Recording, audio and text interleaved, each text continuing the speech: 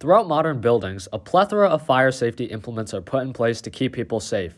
A lot of these active forms of fire protection, like sprinklers, extinguishers, and fire alarms, are pretty obvious, but a lot of people don't recognize that there's a lot of passive fire protection that goes in place to protect people as well.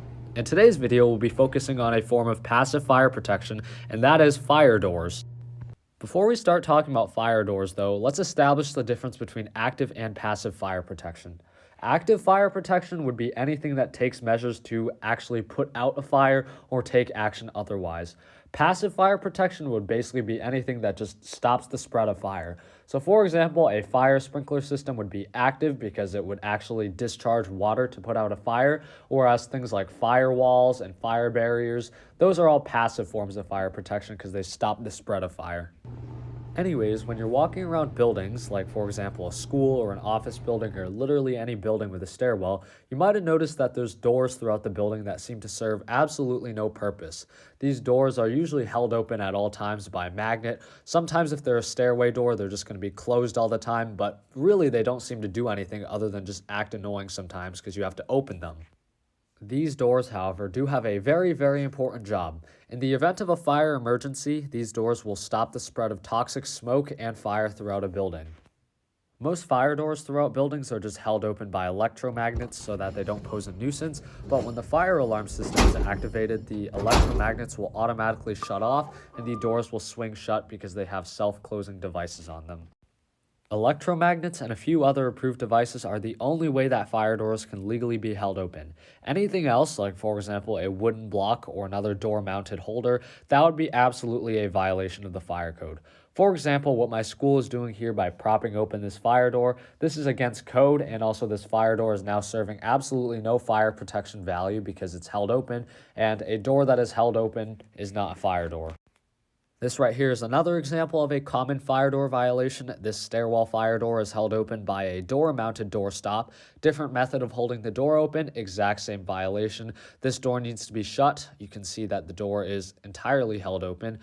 This basically undermines the entire purpose of the fire doors, and this entire stairwell is now compromised. Now you might be wondering to yourself, does it really matter? And the answer is it absolutely does. Even though these doors seem like they're not doing that much, they really do save lives in an emergency, and when they are propped open, there are some severe consequences.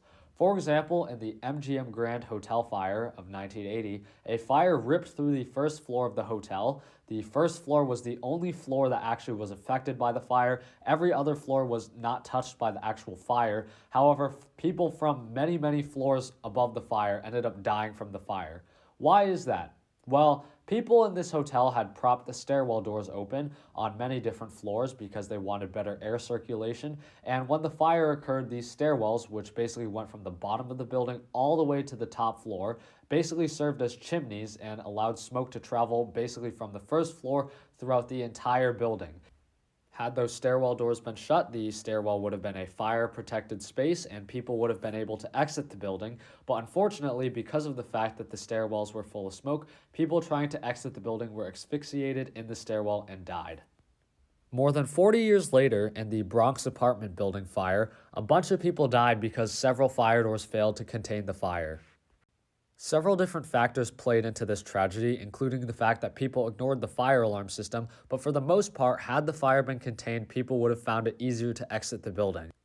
In this situation, both stairwell doors and also a door to the actual apartment unit itself that was on fire resulted in smoke spreading throughout the building.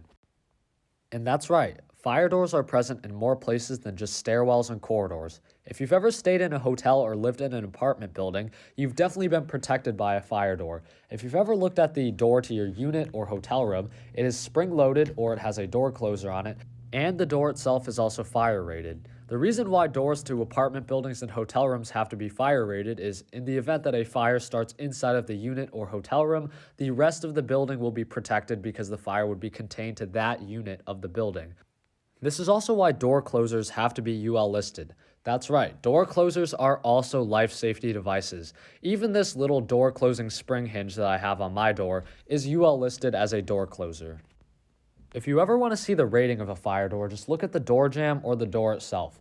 Both the door and the door jamb have to be fire rated, and they will both have a label indicating the amount of time they are rated for. There's a lot of different ratings for doors, like for example 30-minute, 60-minute, 90-minute, and a lot of different doors are used for different applications. These are all specified in different codes, and a lot of jurisdictions require certain amounts of protection, so refer there if you're installing fire doors. Well, anyways, that's basically the gist of fire doors. I hope you learned something today. Just remember that fire doors are here to save lives and keep you safe in an emergency. So if you ever see someone propping open a fire door with an unapproved device, just do this.